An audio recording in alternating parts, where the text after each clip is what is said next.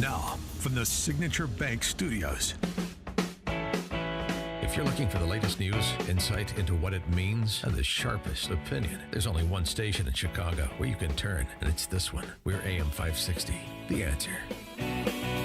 Top of the morning, Dan and Amy. This is a really interesting book. Michael Jordan is the tease here, but this book by Mark Vancil is about much more than Michael Jordan. Michael Jordan is an example of some of the larger questions that he poses about excellence, and not just excellence in basketball. And frankly, it goes beyond excellence to how people who achieve iconic status. What separates them from people who are perhaps equally talented, perhaps put in an equal amount of effort, work. Why Jordan, and why other icons in any and every discipline or human endeavor? It's really interesting. Mark Vancil is a former sports writer for the Sun-Times covering the Chicago Bulls. He did so from 82 to 87. He's also the author of Rare Air, Michael on Michael, which was a New York Times bestseller. This new book that I'm referencing is entitled The Last Excellent Man, The Meaning of Our Jordan Year. Mark, thanks for joining us. Appreciate it. My pleasure. So what is our Jordan year to start? Well, at the end of 2022, we identified through I run this other business, which is business intelligence, and it was sort of the end of an epoch.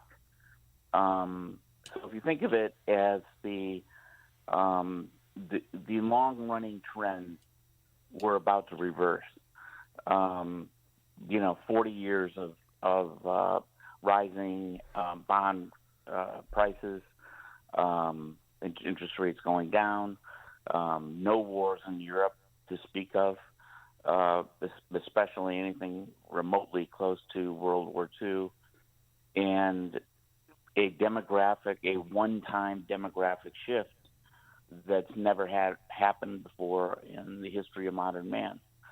So, what demographic shift is that? Well, you have people. Almost every country in the world is getting old at the same time, and a compounding factor with that is that fertility rates are crashing all over the world. For various Western reasons. world. Well, actually, the entire world. China, South Korea, Russia for sure, and definitely, you're right, definitely the Western world. But don't you believe that's in part because women are waiting longer to have children? And the same number of children. So that's the fertility rate number. Yeah. When you see, right, I think it's, gosh, what did I see? In London in 2023, they call it a baby desert. 0.55 children to it were born to every woman in London. Right. I don't want to go down that rabbit hole too far. I just wanted to have you stipulate, and then so then pull back for us and get to that Jordan year concept. Yeah. So the idea of the Jordan year is funny. I didn't even know about it, and my daughter, who turned 23, said, "Yeah, hey, Dad, this is my Jordan year." And so here's somebody who never saw him play. Now, of course, since I've been around him, would have been familiar. But there's a whole generation of people that never saw him on a basketball court and yet feel an affinity and connection. And so I was curious about that. And so our Jordan year was 2023, go by the number. And it was Michael's 60th birthday year. And it was an incredible year for him. Set all kinds of records with mementos and things that he sold, or not that he sold, that other people did. And the world around us was changing. So that's the idea behind that. And so the discussion in the book or the discussion that punctuates the book, in part about icons like Jordan, and it's always a fascinating.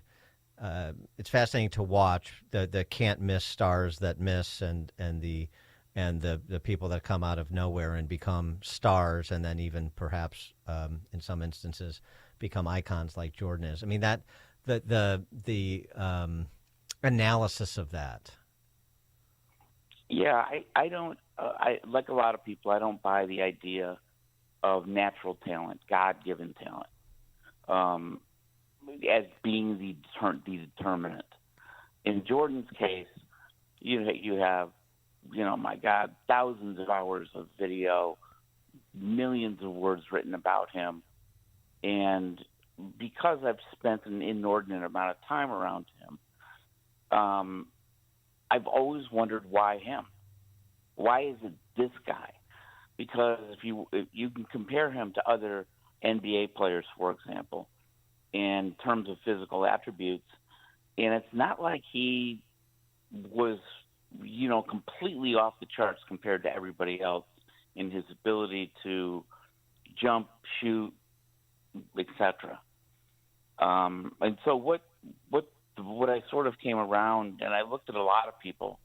I spent a lot of time with Mario Andretti. I spent some time around the Johnny Cash people. I spent a bunch of people who achieved, and I observed a bunch of people who achieved way outside the norm. And what I concluded was that these people, if you want to think of it as a natural gift, it's that they are present all the time. So, there are people who go and sit in ashrams on the other side of the world trying to get to where these people were naturally. And I refer to it in the book as the God within. We spend a lot of time, if you read the myths, we spend a lot of time looking outside ourselves for God or whatever God people are searching for. When in reality, the myths tell us to go inside. And I just think these people, Jordan, Andretti, Taylor Swift, for example, there's a bunch of people who knew something about themselves completely that the people around them and closest to them didn't know until it was exposed. Yes, I mean it's you're trying to get your arms around this. Something that is referenced is this what the CIA called the reduced Q analysis, and so explain the application of that to this why him question that you pose. So that's what we use in this business intelligence work, and what we're looking for are anomalies. And to the degree you can identify anomalies, and they form a pattern, you can draw an inference from them. So you look at Jordan, like kind of what I was just saying, Dan. You look at him and look what he did, and he did it as the pressure ramped up, year after year after year, and that in and of itself is an anomaly. And so from that, we looked at that. Okay, what can we infer from that? I always use this one player that tells you how old I am, but Dominique Wilkins. Yeah, sure. Human highlight reel. Exactly. But if you think about it, what couldn't Dominique Wilkins do that Michael Jordan could do? Uh-huh. They're physical twins, kind of. And yet, you wouldn't use them in the same sentence. Great player, but not the greatest player. And so I mean, sorry to interrupt, but that's a really interesting comparison because I was a huge Neek fan too. But so some might say, you put your just like sports guy hat and you say, well, Wilkins never got the supporting cast around him that Jordan had, or he didn't have the triangle offense with Phil Jackson. But what you're saying is, And and again, this is not limited to basketball. You're saying that Michael Jordan knew he was Michael Jordan, that Bobby Zimmerman knew he was Bob Dylan in high school, that these people know I mean, I don't know if it's conscious or innate, your suggestion, but they know that they are that they are iconic without they just know they're iconic in a sense. I think, Dan, what they know is that they know something about themselves that is essential to who they are. And that sounds a little, simplistic, but, think about people who are in their 40s, 50s, still trying to figure out what I should do with my life and things like that. These people had no question. They just did it. And it's not like I wanted to. I wanted to be in the NBA from a young age. I wanted to be a poet from a young age. There was this certitude that they were going to be this thing, and it's obviously it's hard to measure, but that's the delta. I think so, and I would also add one of the characteristics is absolute fearlessness. Mm-hmm. They're not nervous. They're not worried about, wow, am I going to make it? It's irrelevant, and that's unusual. And again, this I mean, just to provide some more runway here. I mean, you looked at this not just in the arts and entertainment world, but it could be an impresario in the classroom on a crab boat in the Bering Sea. I mean, it can be anything, any area of human endeavor. Yes, and I think these people are all around us. Think of who were. The way I've sort of explained it to my kids and to others is be very conscious of who you are attracted to and why you're attracted to them. And we have all had.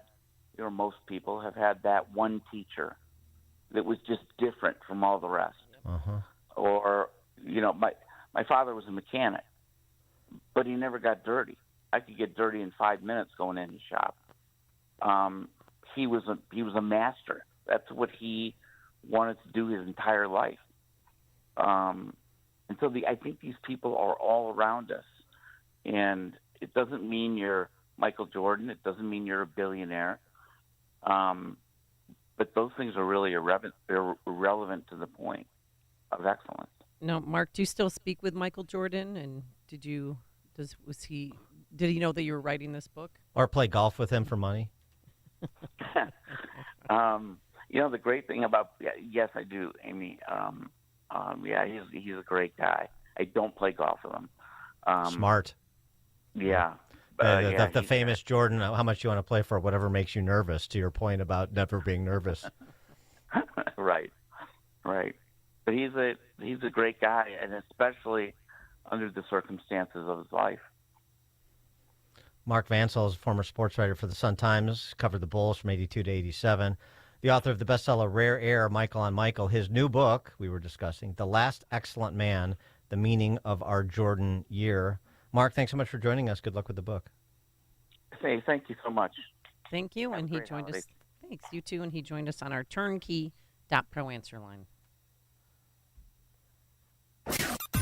This is Chicago's Morning Answer. This is a full-blown 4-alarm holiday emergency here. On AM 560. We're going to have the happiest Christmas since Bing Crosby tap danced with Danny Kaye. The Answer. This is Sean Thompson here to tell you about our 2024 Food for the Poor campaign. We've partnered with Food for the Poor once again to provide life-saving food for thousands of children and their families in Latin America and the Caribbean. We're talking about a part of the world that continues to suffer from the effects of economic destruction